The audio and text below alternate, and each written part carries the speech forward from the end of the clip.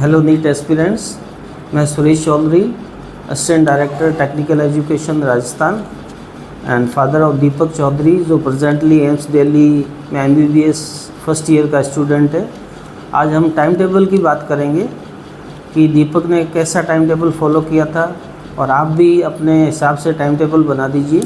और time table ऐसा बनाना कि आप उस टाइम पे सबसे ज़्यादा प्रोडक्टिविटी दे पाओ, सबसे ज़्यादा आपके माइंड में चीज़ें घुस जाए और कॉन्सेप्ट क्लियर हो जाए। जैसे किसी को मॉर्निंग में पढ़ना अच्छा लगता है जल्दी उठ के, और कोई लेट नाइट तक पढ़ता है, वो आपके ऊपर है कि आप कब पढ़ते हो। पर जब भी पढ़ो कंसिस्टेंटली उसी टाइम पढ़ो और अच्छे से पढ़ो।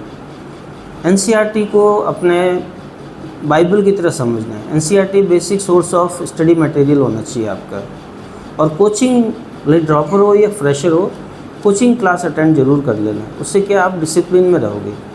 कोचिंग भले ऑनलाइन अटेंड कर लो या ऑफलाइन अटेंड कर लो, जो भी आपको अच्छी लगती है। दोनों के अपने अपने फ़ायदे हैं। जैसे ऑनलाइन कोचिंग है, उसमें टाइम की बचत होती है, जाने आने की बचत होती है। किसी का घर से दूर है कोचिंग तो काफ़ी टाइम बच जाता है, और कहीं से भी एक्सेस कर सकते हो ऑनलाइन कोचिंग। और ऑफलाइन कोचिंग के भी अपने फ़ायदे हैं। जैसे ऑफलाइन कोचिंग में आप टीचर से डायरेक्ट इंटरेक्ट कर सकते हो, डायरेक्ट डाउट पूछ सकते हो, स्टडी मेथड्स पूछ सकते हो, और क्लास में बाकी बच्चों से कंपटीशन बना रहता है। तो ऑफलाइन कोचिंग के भी अपना फ़ायदा है। तो कोचिंग ज़रूर ज्वाइन कर लेना। और फिर मैं बताऊंगा कि आपको बैकलॉग की भी कवर करना है। काफ़ी लोगों का, बच्चों का बैकलॉग होता है। तो बैकलॉग कवर करने के लिए आपको जो सेल्फ स्टडी आवर्स होते हैं कोचिंग आवर्स के अलावा, उसमें 30% बैकलॉग के लिए टाइम अलोकेट कर दो, और 70% जो करंट टॉपिक चल रहे हैं आपके उसके लिए। जैसे 6 घंटे का आपका कोचिंग क्लासेस है, तो 6 घंटे का ही सेल्फ स्टडी हो जाना चाहिए आपका। 6 + 6 12 आवर्स, और 2 आवर्स और रख लीजिए जिसमें आप PYQ या MCQ सॉल्व करें और रिवीजन करें। तो टोटल 14 आवर्स, 12 to 14 आवर्स आपको डेली बेसिस पे पढ़ना है। उसके हिसाब से अपना टाइम टेबल बना लीजिए। या तो मॉर्निंग में जल्दी उठने का बना लीजिए जो आपको अच्छा लगता है, या फिर लेट नाइट का बना लीजिए। या कोचिंग के आवर्स को भी उसी हिसाब से, कुछ लोगों की कोचिंग शाम को होती है, कुछ की सुबह 7 बजे ही हो जाती है। तो कोचिंग घंटों के अलावा टाइम को एडजस्ट कर लीजिए आप अपना। उसके बाद टाइम टेबल कैसा होना चाहिए, जैसा कि मैंने बताया आपको, टाइम टेबल को स्ट्रिक्टली फॉलो करना है। जैसा भी बनाओ आप उसको स्ट्रिक्टली फॉलो करना है, और कंसिस्टेंटली फॉलो करना है। ऐसा ना हो कि आपने 2 दिन फॉलो किया और तीसरे दिन कर ही नहीं पा रहे हो। तो आप अपने हिसाब से बना रहे हो तो उसको फॉलो भी करना है। 15 डेज़ का चैलेंज दीजिए, और उस चैलेंज में 15 डे कंटिन्यूसली वो टाइम टेबल फॉलो कीजिए। वो आपके हैबिट में आ जाएगा टाइम टेबल अपने आप ही। आपको फिर बार बार टाइम देखना ही नहीं, कौन से टाइम पे क्या पढ़ना है, कौन सा सब्जेक्ट कब पढ़ना है, ये आपके ऊपर है। कुछ लोग सुबह जल्दी उठ के बायो पढ़ते हैं, क्योंकि बायो बहुत जल्दी याद हो जाती है और हल्का सब्जेक्ट है, तो सुबह याद करने में इजी रहती है। और कुछ लोगों को सुबह स्लीपी फील होता है तो वो MCQs करते हैं, या PYQs करते हैं, या फिजिक्स न्यूमेरिकल्स करते हैं। उससे क्या नींद नहीं आती, नींद उड़ जाती है। तो वो आपके ऊपर है सुबह क्या पढ़ना है आपको। अगर आप टाइम टेबल स्ट्रिक्टली फॉलो नहीं कर पा रहे हैं तो गलतियों को ढूंढिए अपनी, क्या रीज़न रहा कि आप उस टाइम टेबल को फॉलो नहीं कर पा रहे हैं, और उस गलती को दोबारा रिपीट मत कीजिए, ताकि टाइम टेबल को स्ट्रिक्टली फॉलो कर सको। और टाइम टेबल फ्लेक्सिबल भी हो जाना चाहिए। ऐसा नहीं है कि कंटिन्यूसली बिल्कुल सेम टाइम पे सेम सब्जेक्ट पढ़ना है, क्योंकि मान लो कल एग्ज़ाम है, मॉक टेस्ट है, या कोई फंक्शन है, तो आप 3-4 घंटे नहीं पढ़ पाएंगे उस दौरान। तो थोड़ा बहुत फ्लेक्सिबल भी हो जाना चाहिए टाइम टेबल। और कुछ चीज़ें आपको अवॉइड भी करनी है। अवॉइड करने के लिए, जैसे कुछ लोग NCERT बिल्कुल पढ़ते ही नहीं है। क्यों? क्योंकि वो लोग सोचते हैं कि मॉड्यूल्स में सब कुछ NCERT से ही दे रखा है, तो मॉड्यूल्स ही पढ़ लेंगे या फिर दूसरी बुक्स पढ़ लेंगे। NCERT बेसिक सोर्स है, जैसा कि मैं पहले बताया। NCERT की लाइन बाई लाइन और डायग्राम सब कुछ आपको वर्ड बाय वर्ड पढ़ना है। बायो का तो स्पेशली हर लाइन, हर वर्ड, डायग्राम आपको एकदम मल्टीपल टाइम्स रीडिंग करनी है, जब तक पूरी याद नहीं हो जाए। जब तक आपको मतलब क्वेश्चन सामने आते ही आपको बायो का वो पेज सामने आ जाना चाहिए कि उस पेज पे क्या लिखा था। वैसे तो NCERT आपको बिल्कुल अवॉइड नहीं करनी है। और डाउट्स, क्लास में डाउट्स पूछने से कभी शर्माना मत। आपको जब भी डाउट्स आए तो क्लास में पूछ लीजिए कीजिए, क्लास में टीचर से पूछ लीजिए कि मेरे को ये डाउट आ रहा है, और उसी टाइम क्लियर कर लो। वेट मत करो कि मैं बाद में पूछूंगा या कल पूछ लूँगा, वेट किसी चीज़ का नहीं करना है। बेसिक कॉन्सेप्ट आपका क्लियर हो जाना चाहिए। बाकी बच्चे क्या सोचेंगे क्या नहीं सोचेंगे उसके बारे में बिल्कुल नहीं सोचना है आपको अपनी डाउट्स क्लियर करनी है, क्योंकि नीट आपको अच्छे नंबरों से क्लियर करना है। बाकी बच्चों की सोच मत कीजिए आप कुछ भी, ठीक है। और फिर हो गई आपको डिमोरलाइज बिल्कुल नहीं होना है आपको। कुछ बच्चे होते हैं जो इनिशियल मॉक टेस्ट होते हैं उसमें कम नंबर आने की वजह से डिमोरलाइज हो जाते हैं कि मेरे नंबर कम आ गए। तो अभी आपने पिकअप नहीं किया है तो थोड़ी शुरुआत में थोड़े नंबर कम आते ही हैं। आप धीरे धीरे जैसे जैसे आप कोर्स करते रहेंगे, सिलेबस आगे बढ़ता रहेगा और टेस्ट एनालिसिस ठीक से करेंगे।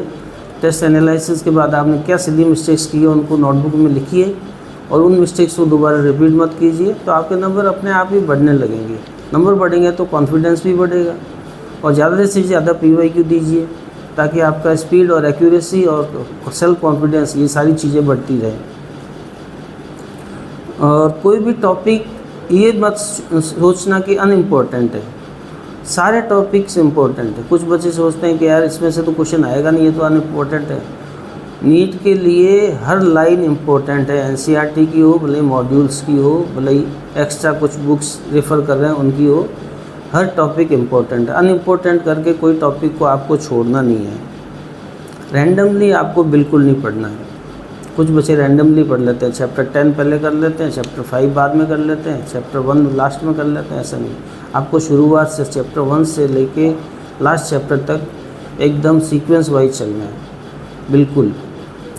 और प्रॉपर स्लीप नहीं लेना। कुछ बच्चे ओवर थिंकिंग ज़्यादा करते हैं, टाइम टेबल तो फॉलो कर लेते हैं पर जब सोने का टाइम होता है तो कुछ ना कुछ सोचते रहते हैं, 1-2 घंटे ऐसे ही सोचने में निकल जाते हैं।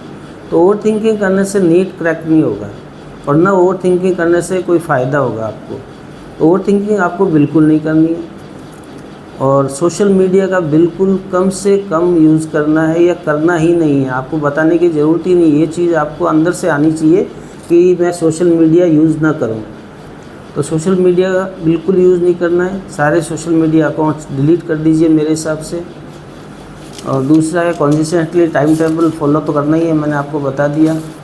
और कुछ सजेशन दूंगा, जैसे पेरेंट्स है, पेरेंट्स को एज ए फ्रेंड समझिए और उनके साथ हर चीज़ डिस्कस कीजिए। आप क्या फ़ील कर रहे हैं, पढ़ाई कैसी चल रही है, कुछ डाउट्स तो नहीं आ रहे, कुछ और स्टडी मटेरियल तो नहीं चाहिए आपको बाहर से, तो पेरेंट्स भी आपका सपोर्ट करेंगे। पेरेंट्स को बहुत एक्सपीरियंस होता है तो उनको उनके एक्सपीरियंस से आपको भी गेन ही होगा, तो उनको एज ए फ्रेंड ट्रीट कीजिए, उनके साथ डिस्कस करते कीजिए। और जो भी PYQ या फिर MCQs देते हैं OMR शीट पर दे कीजिए, इससे क्या आपको एक्सपीरियंस हो जाएगा OMR शीट पे टेस्ट देने का। सोशल मीडिया का तो आपको बता दिया। MCQs एवरीडे 90 MCQs आपको करना ही है, आपको हैबिट में ले आना ये चीज़। कोचिंग ज्वाइन करने के लिए बोल दिया, डिसिप्लिन में रहोगे उससे। आपको नोट्स बनाने हैं, आपको हर चीज़ के नोट्स बहुत इंपॉर्टेंट है। एवरी लेक्चर के बाद आपको नोट्स बना, आप स्कूल गोइंग है या फिर ड्रॉपर है या पहले से नोट्स बना रखे हैं फिर तो कोई ज़रूरत नहीं है। अगर आप फ्रेशर हैं तो नोट्स तो आपको हर एक सब्जेक्ट में। कुछ लोग बोलते हैं बायो के नोट्स बना के क्या करेंगे, बायो तो ऑलरेडी बुक में पढ़ना ही है। नहीं, नोट्स बनाने से आपको हर चीज़ दिमाग में प्रिंट हो जाएगी, छप जाएगी, जो याद जल्दी हो जाएगी। कोई डायग्राम बना रहे हो तो डायग्राम का कौन सा पार्ट्स है, ये सारी चीज़ें, फिज़िक्स का, केमिस्ट्री के सारे नोट्स बनाने हैं आपको अलग अलग चैप्टर वाइज, टॉपिक वाइज। और नोट्स रिवीजन के लिए बहुत काम आते हैं। और बायो में हर चीज़ हाईलाइट करते रहिए। जैसे आपको कोई चीज़ डिफ़िकल्ट लग रही है तो उसको हाईलाइट कर दीजिए और बाद में फिर दोबारा रिवीजन के टाइम वो बहुत हेल्प आती है। NCERT को तो आपको बिल्कुल भी नहीं छोड़ना है।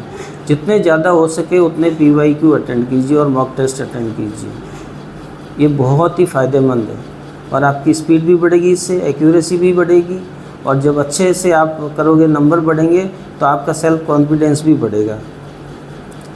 टाइम वेस्ट बिल्कुल नहीं करना है, डिस्ट्रैक्टिंग फ्रेंड सर्कल बनाना ही नहीं है आपको।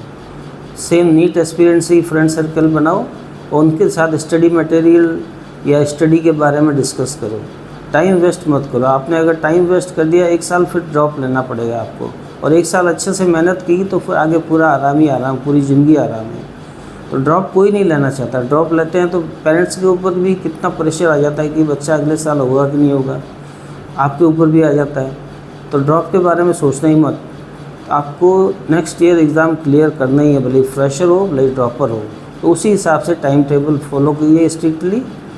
अब मैं बता देता हूँ, मेरे बेटे दीपक ने 715 नंबर लाया था और अभी दिल्ली एम्स में जैसे MBBS कर रहा है, मैंने बताया वो कौन सा टाइम टेबल फॉलो करता था।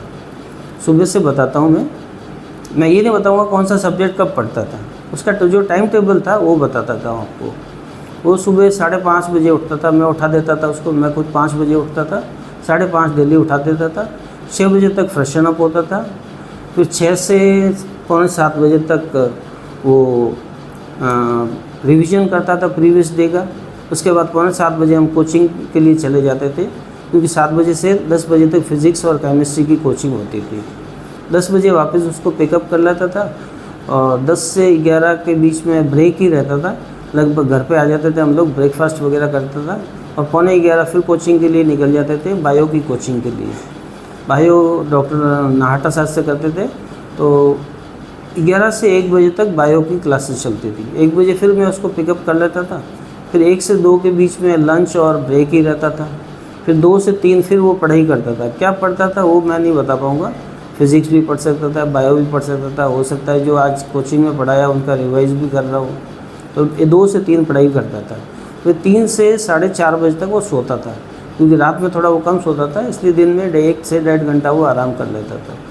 फिर 4:30 से 6 बजे तक फिर से पढ़ाई करता था।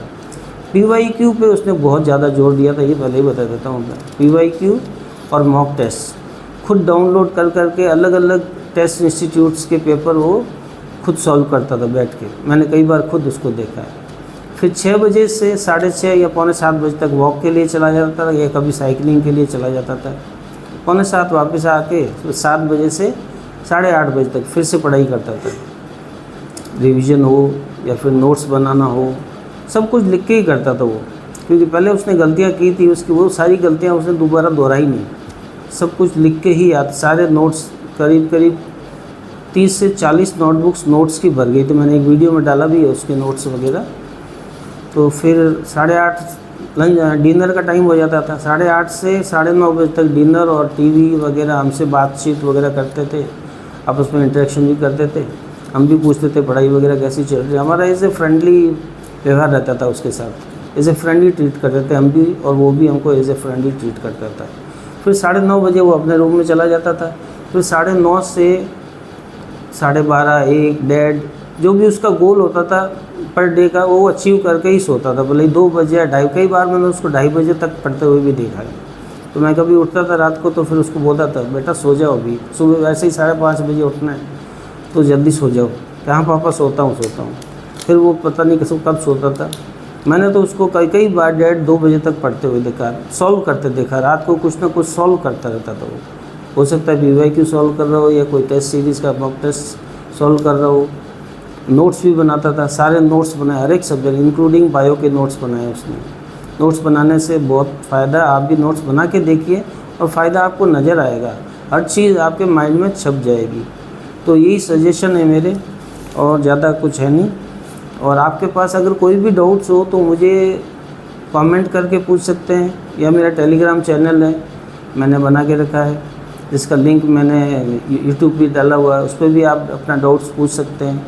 सिलेबस से कंसर्न हो या फिर रूटीन से कंसर्न हो या बैकलॉग से कंसर्न हो, कोई भी डाउट्स हो आप मुझे पूछिए। अगर मुझे नहीं आएगा तो मैं दीपक से पूछ के आपको जवाब देता हूँ। वैसे मैं मोस्टली कमेंट्स का रिप्लाई देता ही हूँ। अगर नहीं आता है मुझे, मोस्टली कि मुझे आता ही है, क्योंकि मैं उसके साथ ही रहता था 24 घंटे, तो काफ़ी एक्सपीरियंस मुझे भी हो गया है। तो आप मुझे कमेंट्स में डाल के पूछ लीजिए, मैं आपको रिप्लाई पक्का 100% करूँगा। So best of luck and thank you.